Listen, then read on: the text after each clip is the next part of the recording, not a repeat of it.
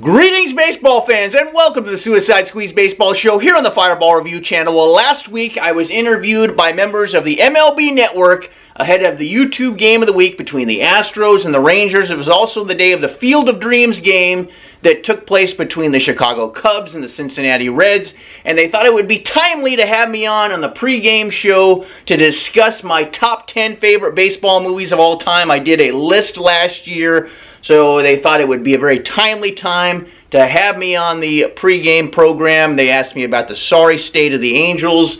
They asked me about my trip to Fenway Park, where I got to sit on the Green Monster Fenway seats, which was very exciting. Now, folks, if I appear socially awkward or nervous during this interview, it's because I was. I puked 3 times the night before this interview was conducted. What the hell's going on out here? I did not get any sleep. I was very nervous. I did an interview with them last year. I wasn't as nervous. I've been in baseball and softball games that have gotten 5 to 10 million views here on YouTube. Even here on my own channel, I have a few videos that got 300, 500,000 views. There's probably about 10,000 people that watch this pregame show. I think all of them were members of my own family. But you get in that professional setting where you have professional broadcasters and producers, and they got all the fancy camera work. But in all seriousness, it was very exciting being interviewed by MLB Network. It is my favorite channel. Everybody was very nice, and despite causing a near brawl at the conclusion of the interview for not having The Sandlot in my top 10 favorite baseball movies, it was an excellent experience. Thank you to everyone involved. So let's go to the interview. It's time for our YouTube Creator Spotlight. This week we feature Jimmy Bettini of the Fireball Review. He incorporates baseball news, vlogs from MLB stadium trips, and even tries his hand at the occasional movie review. We're going to get into all that and more right now as we welcome Jimmy back to the YouTube pregame show presented by Jersey Mike's. Hi, Jimmy. Thanks so much for joining us. Let's find out more about this Fireball Review YouTube page. When did you start it, and are there any kind of special projects that you're working on right now?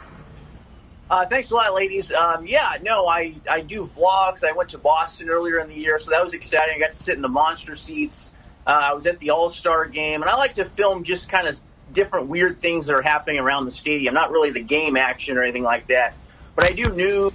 I do like top 10 type stuff. I do skits. I actually applied to be the Angels manager a few years ago, but I never heard back, believe it or not, so that was a little bit... And then I do predictions. I predicted that the Braves would win the World Series in spring training last year, and that actually came true, which was absolutely amazing. And then I picked the Brewers this year, and I got a little cocky. I got a little too confident, because the Brewers are out of the playoffs right now. So I'm feeling a little bit uneasy about that. Jimmy, it sounds like you're racking up those air miles as well, and you already mentioned you're a big Angels fan. So what is your favorite memory of them as a fan? There's a couple. I mean, obviously the World Series comes to mind, but the one that I think nobody talks about is when they eliminated the Red Sox in 2009, the division series that year, home run, and the Red Sox were always the Angels' nemesis. Every time they would make the playoffs in '86, they were one strike away from going to the World Series, and it didn't happen. The Red Sox came back and beat them in 7 games that year, and then they lost 2 times to them in the 2000s. So when they finally got over that hump and beat the Red Sox, that was a huge moment for the Angels. Probably the second biggest moment, in my opinion, outside of winning the World Series, obviously. Yeah, it was a huge moment. And Jimmy, I don't have to tell you that the last 10 years have been pretty lean in Anaheim, despite having some of the biggest names in baseball playing for the Halo. So I guess, first of all, what's it like getting to see Mike Trout and Shohei Ohtani play on a regular basis? But also, how frustrating has it been for you to see them consistently miss out on the postseason? Yeah, everything's been kind of a downward spiral since then. It's been rough. I mean, yeah, you have Ohtani, you have Trout, obviously, and I've been telling my friends, just kind of mentally prepare yourselves, because I have a lot of friends that are bigger Angel fans than me, and I've told them just sort of mentally prepare yourselves for Ohtani potentially leaving. I hope it doesn't happen, but I wouldn't blame him if he does. I mean, the Angels they haven't been able to get their act together the last few years. And I just hope he does. If he leaves us, I just hope he doesn't go to the Dodgers. That's the big thing. He goes to tough. I mean, So you mentioned that you made a trip to Boston, to Beantown, and the whole thrill of getting to see the Red Sox being in a historic stadium. What was it like being on the Green Monster, though? You know, I went for 2 games, and I was really excited about it. I'd gone there earlier, I think maybe 2 years ago. That was in like September. Mm-hmm. I went back this year for the first game in, I want to say, we were there in late April. And I had no idea how cold Boston is. Yeah. So in Southern California, if it gets below 60 degrees, everyone's wearing a parka. So the next night, we went back for a second game. I was wearing about 4 layers of clothing. But the big thing about sitting on the monster seats is you got to be constantly aware of your surroundings. You can't be on your paying attention because the ball comes at you very quickly there. Yeah, absolutely. You got to be heads up, no doubt about it.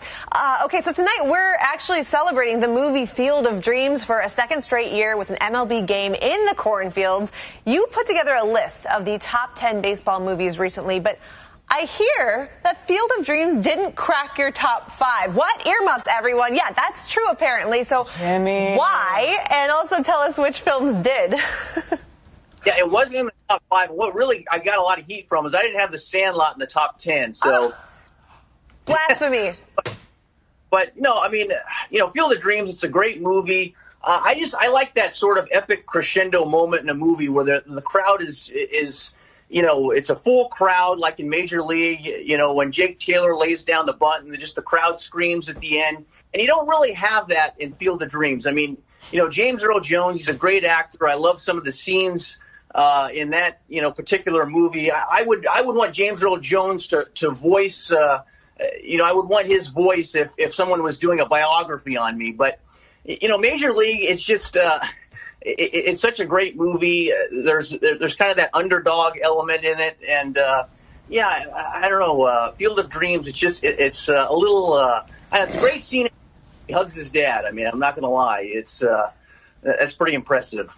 I'm still hung up on the fact that you don't have one of my favorite movies ever, not just baseball movies, The Sandlot. I mean, you're killing me, Smalls. That's all I have to say. We're gonna have to have a talk with Jimmy.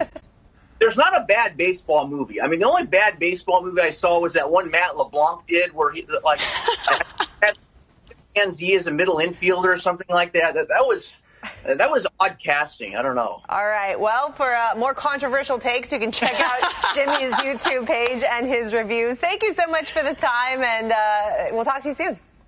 All right. Thanks a lot, ladies. Appreciate it.